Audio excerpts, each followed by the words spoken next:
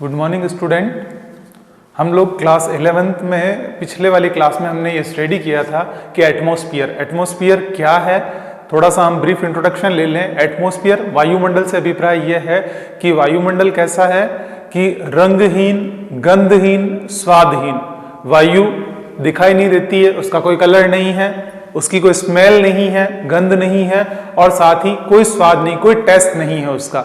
ये चीज हमने देखी। फिर हमने ये पढ़ा कि वायुमंडल का जो संगठन है उसका स्ट्रक्चर वो किस किस से बनी है, उसके बारे में कल हमने पढ़ा था कि ये जलवाष्प, गैसें, धूलकण और इन सब से मिलकर बनी हुई है। हमने ये पढ़ा था कि गैसों में महत्वपूर्ण nitrogen, oxygen, carbon dioxide, argon, helium, इन सब गैसों का क्या है, महत्वपूर्ण रोल है। साथ ही हमने ये चीज भी देखी इन गैसों के साथ साथ कि जलवाष्प का भी अपना एक बहुत इंपॉर्टेंट रोल है कि वो जलवाष्प भी एक महत्वपूर्ण भूमिका अदा करती है। और इसके साथ ही हमने ये चीज भी पढ़ी कि धूलकण जो संध्या के समय में जितने भी जो हमें परिवर्तन देखने को दिखाई देते हैं कि रंगों का इस तरह से होना, कलरफुल ये होना, ये सब किसकी वजह से हो रहा है, धूलकणों की वजह से। यहां तक हमने ये चीज पढ़ी। फिर हम वायुमंडल की संरचना कि वायुमंडल कितने पार्ट में डिवाइड किया गया है, तो इस चीज के बारे में आज हम लोग डिटेल से अध्ययन करेंगे। इसमें अगर हम देखें तो शुरुआत से ये चीज देखी जाए, वायुमंडल की संरचना यानी ये जो हमारी अर्थ है, वायुमंडल क्या है कि अर्थ को चारों तरफ से जकड़े हुए है, यानी पृथ्वी के चारों ओर जो एक वायु का आवरण है उसे वायुमंडल कहते हैं। ये चीज हम पढ़ चुके हैं। यहाँ जो हम ये विभिन्न टाइप्स ऑफ एटमॉस्फेयर को कितने पार्ट में डिवाइड किया, उसका जो आधार है वो क्या है, तापमान व दाब के आधार पर वायुमंडल को मुख्यतः 5 परतों में डिवाइड किया गया। 5 परतों में इसको डिवाइड किया गया। अब ये परतें कौन कौन सी है, इसमें कौन कौन सी एक्टिविटीज होती है, उसी को आज हम इस चैप्टर में पढ़ेंगे। सबसे पहले हम बात करें क्षोभमंडल की। क्षोभमंडल परत क्या है, वायुमंडल की सबसे निचली परत है, सबसे नीचे वाले क्षेत्र के अंतर्गत ये परत है। और इस परत की जो ऊंचाई है वो विभिन्न क्षेत्रों में अलग अलग है। विभिन्न क्षेत्रों में मतलब ध्रुवों में अलग है और भूमध्य रेखा पर अलग बताई गई है। अब ये जो दूरी बताई गई है, ये देखा जाए तो टोटल वायुमंडल की सबसे निचली परत है ये क्षोभमंडल की जो ऊंचाई है वो औसत ऊंचाई 13 किलोमीटर बताई गई। 13 किलोमीटर इसकी एवरेज हाइट बताई गई है। साथ ही अगर हम कहें तो भूमध्य रेखा पे 18 किलोमीटर तक ये क्षोभमंडल देखने को मिलेगा और ध्रुवों पे 8 किलोमीटर, यानी ध्रुवों पर इसकी हाइट कम है। साथ ही हम ये चीज देखें कि क्षोभमंडल एक महत्वपूर्ण परत है। महत्वपूर्ण परत क्यों है, क्योंकि जितनी भी मौसम संबंधी सारी घटनाएं सब यही होती है। बादलों का बनना, वर्षा का होना, तापमान का ऊपर नीचे चढ़ाव उतार, सारी की सारी एक्टिविटीज कहां होती है, क्षोभमंडल में होती है। साथ ही क्षोभमंडल परत को जीवनदायिनी परत भी कहा गया है। That is a important point जो आपको ध्यान में रखना है कि इसे जीवनदायिनी परत कहा गया है। अब एग्जाम में पूछ लिया जाए कि क्षोभमंडल को जीवनदायिनी परत क्यों कहा गया है, तो हम इसमें ये लिखेंगे, क्षोभमंडल को जीवनदायिनी परत इसलिए कहा जाता है क्योंकि ये एक महत्वपूर्ण परत है। महत्वपूर्ण इसलिए है कि मौसम संबंधी सारी घटनाएं यहां होती है। साथ ही जीवन जीने के लिए जो महत्वपूर्ण गैस है ऑक्सीजन, उसकी प्रधानता यहां है। और पेड़ पौधों के जीवन के लिए कार्बन डाइऑक्साइड गैस, उसकी भी प्रधानता यहां देखने को मिलती है। इस कारण यह गैस जीवनदायिनी गैस कहलाती है, जीवनदायिनी परत कहलाती है, क्षोभ सीमा। विद्वानों ने इसे मुख्य रूप से क्षोभ मंडल के बाद में समताप मंडल कह दिया गया। लेकिन कुछ विद्वान क्या कहते हैं, क्षोभ मंडल और समताप मंडल के बीच में कुछ 2 से 5 किलोमीटर का एक ऐसा एरिया है जिसमें क्षोभ मंडल के भी गुण पाए जाते हैं, जिसमें समताप मंडल के भी गुण पाए जाते हैं, यानी इस मिड पॉइंट, इसको कुछ विद्वान क्षोभ सीमा के रूप में अलग से भी विभाजित कर देते हैं। तो क्षोभ सीमा अगर पूछ लिया जाए आपसे तो क्षोभ सीमा क्या है, क्षोभ सीमा क्षोभ मंडल और समताप मंडल के बीच वाला जो एरिया है, बीच का जो लेयर है, उस लेयर को क्या कहते हैं, क्षोभ सीमा, जिसमें क्षोभ मंडल और समताप मंडल दोनों के गुणों की प्रधानता देखने को मिलती है। इसके बाद में दूसरा जो परत है क्षोभ मंडल के बाद में समताप मंडल जैसा कि नाम से स्पष्ट है कि इसमें क्या होता है, तापमान समान रहता है। तो हमें महत्वपूर्ण चीजें क्या ध्यान रखनी है, सबसे पहली चीज उस मंडल का नाम, उसकी जो मेन कैरेक्टरिस्टिक क्या है उस चीज को ध्यान में रखना है, और साथ ही उसकी हाइट, कितनी ऊंचाई पे वो विद्यमान है। समताप मंडल में तापमान समान रहता है तथा पृथ्वी से कितने किलोमीटर तक है, 50 किलोमीटर तक, 50 किलोमीटर तक समताप मंडल की ऊंचाई पाई जाती है। जैसा कि यहाँ आप इस चित्र में देख सकते हैं, यहाँ ये 13 किलोमीटर तक है ये क्षोभ मंडल, और ये 50 किलोमीटर तक क्या है, समताप मंडल की जो ऊंचाई बताई गई है, ये इसमें इस तरह से डिवाइड किया गया है।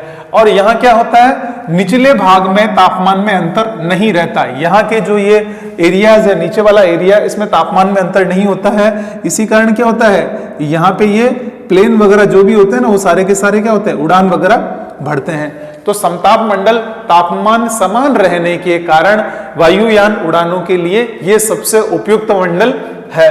और एक चीज और पूछ ली जाती है कि समताप मंडल में कौन सी गैस पाई जाती है, तो यहां पर ओजोन गैस की प्रधानता देखने को मिलती है। साथ ही ये वायुयान उड़ाने के लिए सबसे उपयुक्त मंडल है। अब यहां देखा जाए वायुयान, अब देखो दो चीजें महत्वपूर्ण आई है, बादलों का बनना, वर्षा होना।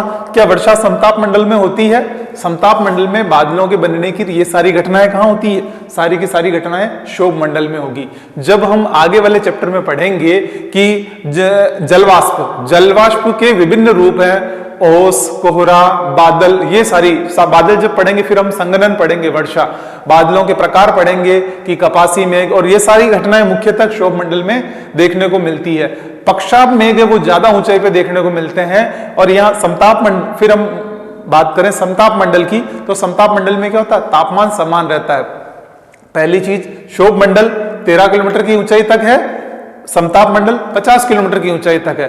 क्षोभ मंडल में बादलों का बनना, आंधी तूफान, सारी घटनाएं यहां होती है। समताप मंडल में तापमान समान रहता है, इसलिए यहां वायुयान आसानी से उड़ाए जा सकते हैं। इसके बाद में नेक्स्ट मंडल आता है मध्य मंडल। मध्य मंडल की अगर हम बात करें तो पृथ्वी से कितना है, 50 से 90 किलोमीटर की ऊंचाई पे पाया जाता है। 50 to 90 किलोमीटर की हाइट पे मध्य मंडल पाया जाता है। मध्य मंडल में क्या होता है, ऊंचाई बढ़ने के साथ साथ क्या होता है, तापमान घटता जाता है। यहां अगर हम ये देखा जाए तो ऊंचाई बढ़ने के साथ साथ तापमान घटता है। तो जैसे जैसे हम हाइट पे जाएंगे क्या होगा, टेम्परेचर बहुत लो होता चला जाएगा। ये मध्य मंडल 50 to 90 किलोमीटर के बीच में है इसका हाइट। अब देखिए, हमने स्टार्टिंग में ये पढ़ा था, कुछ बेसिक चीजें मैं आपको बता दूं। जैसे जैसे हम वायुमंडल में बढ़ते हैं, यानी 165 मीटर की ऊंचाई पे, 165 मीटर की ऊंचाई पर 1 डिग्री सेंटीग्रेड तापमान क्या होता है, कम हो जाता है। यहां तापमान कम हो जाता है। तो यह तापमान कम कहां हो रहा है, क्षोभ मंडल में। जैसे जैसे ऊंचाई पे जाएंगे तापमान कम रहेगा।